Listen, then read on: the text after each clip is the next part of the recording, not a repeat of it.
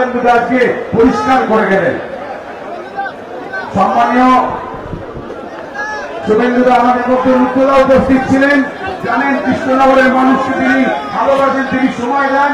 আমাদের সাংস্কৃতিক সেবা হোক, সবাই মিলে বলুন ভারত মাতা কি, ভারত মাতা কি, বন্দে মাতরম, বন্দে মাতরম।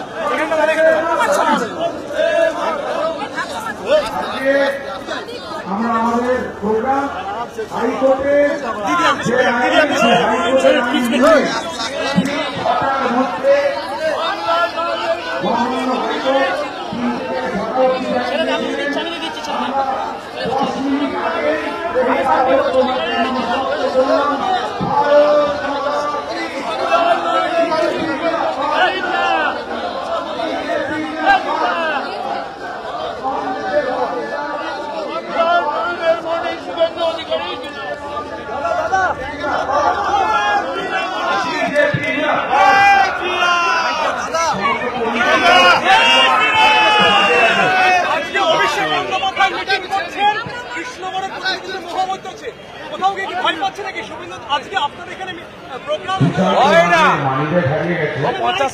বলেছে তো 100 কাঠের মালা না, আচার মালা। হিন্দু তাকত দেখাবে, কি রাখলে শয়তান। বাকালি মদ সিগারেট খায়, আর এবারে সব সীমা লঙ্ঘন করেছে। তফসিলি নমশূদ্রদের অপমান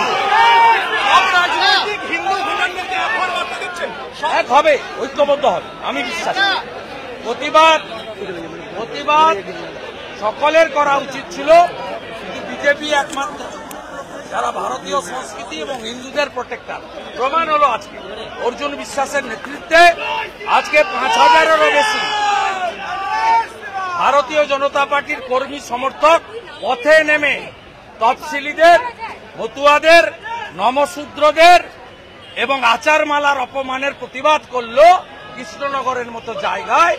এটা আমরা প্রমাণ করলাম যে ভারতীয় সংস্কৃতি, সনাতন সংস্কৃতির একমাত্র প্রোটেক্টর হচ্ছে ভারতীয় জনতা পার্টি।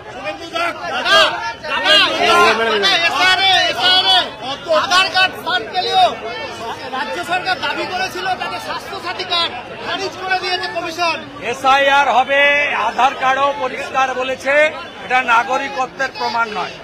আমি বলে দিচ্ছি আপনাকে, মৃত ডবল ট্রিপল এন্ট্রি অস্তিত্বহীন রোহিঙ্গা এবং বাংলাদেশের মুসলমানের নাম থাকবে না, পরিষ্কার।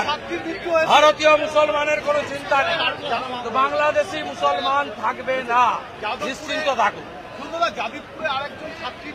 মমতা ব্যানার্জি যতদিন থাকবেন এইভাবে সাধারণ বাড়ির ছেলেমেয়েরা ওখানে পড়তে এসে খুন হবে। এর আগে রানাঘাটে একটি পরিবার ছেলে চিত্রদ্বীপ না স্বপ্নদ্বীপের হত্যার এখনো বিচার হয়।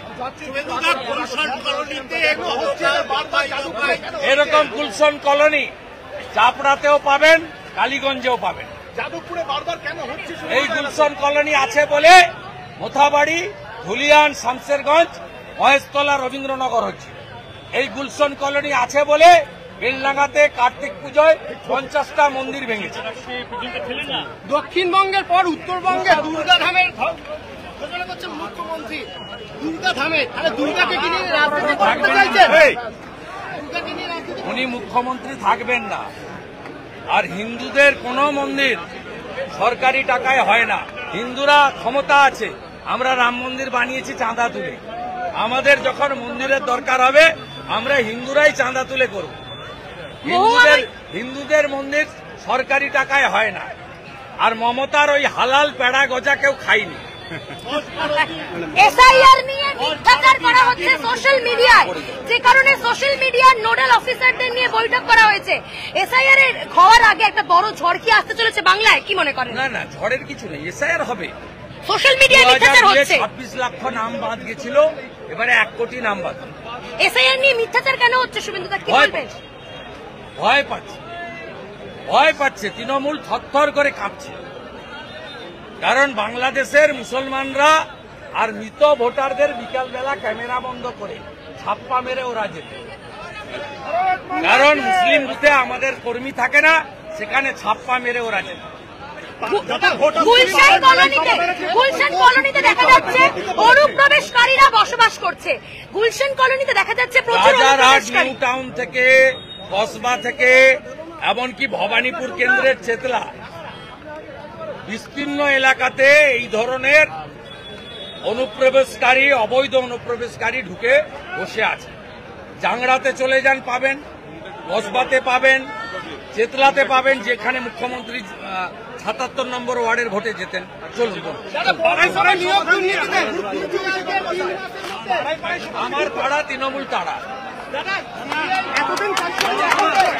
আপনার